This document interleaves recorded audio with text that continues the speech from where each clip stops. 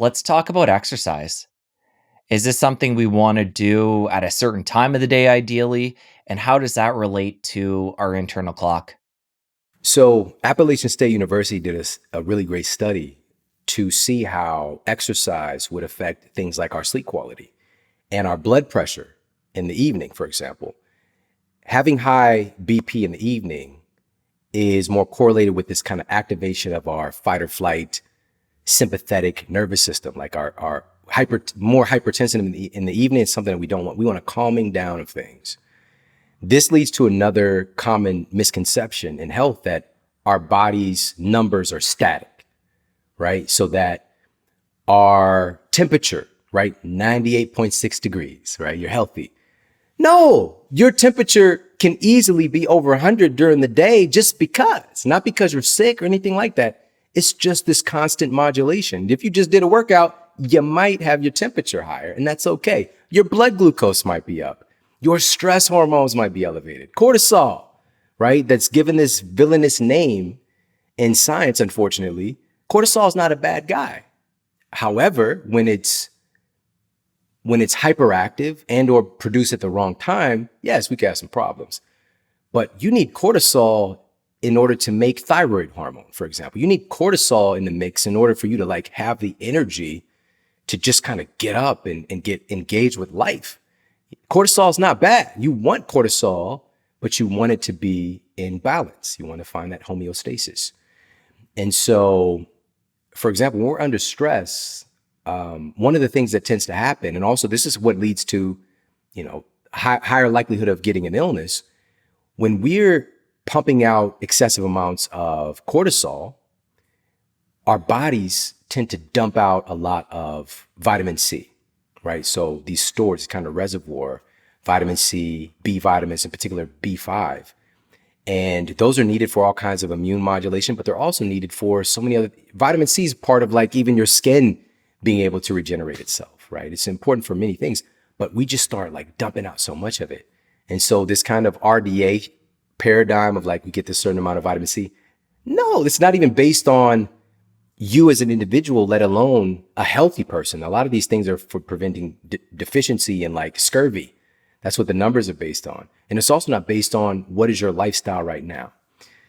And so, with all that being said, we want to be mindful of that and how exercise affects our endocrine system. And so what the researchers did, again, this was Appalachian State University, they had folks exercise at 3 different times of day to see what the effects would be. And they had them exercise at 7 a.m. exclusively for one phase of the study. They had them exercise at 1 p.m. right in the afternoon. And then they had them in another phase of the study exercise at 7 p.m. in the evening. I have a book for my youngest son that I would read him in the evening, and then eventually he started reading it himself. In the book, it's like a bedtime book. The little characters, the little animals had their bedtime routine. This might be, taking a bath, brushing their teeth, putting on their pajamas. But then one of the things, and this was an older book, was for them to exercise right before bed, literally next to their bed, to kind of exhaust them, right? And this was something that was actually promoted in healthcare not that many years ago, okay, a few decades back. Tire yourself out. And just from a logical perspective today, what is that doing? We're getting a release of all these stress hormones. That's not what you want to do.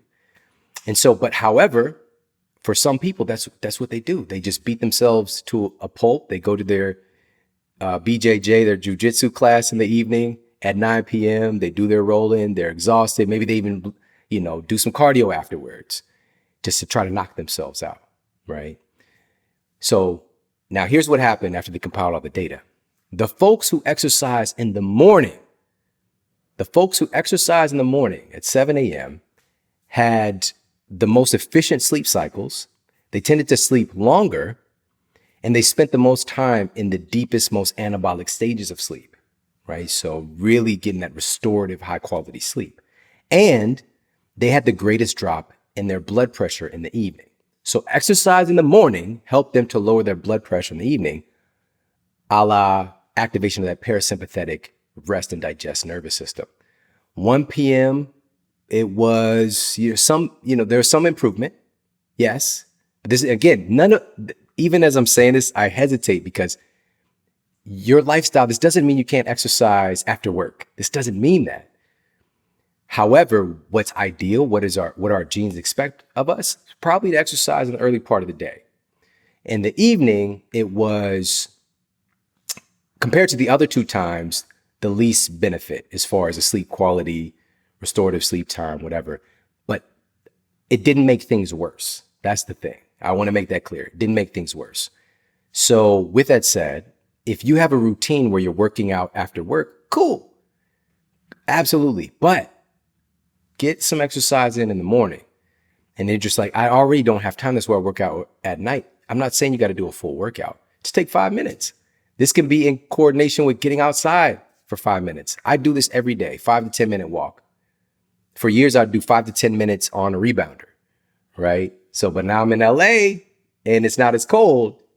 So I've just gotten this habit of going for this power walk, 5, 10 minutes, do a little bit of mobility work. That's how I start my day. All right. So, you got to really base it on your lifestyle. I highly encourage people, just for that circadian timing benefit for every cell in your body, get some sun exposure, and you could couple that with a little bit of exercise at the same time. If you enjoyed that clip, press here for the full episode. I'll see you over there. If you implement fasting mimicking nutrients like what we're talking about here, and I'm just mentioning a couple, like with MCTs, you're going to possibly up-level the benefits of that fast. They're used to literally make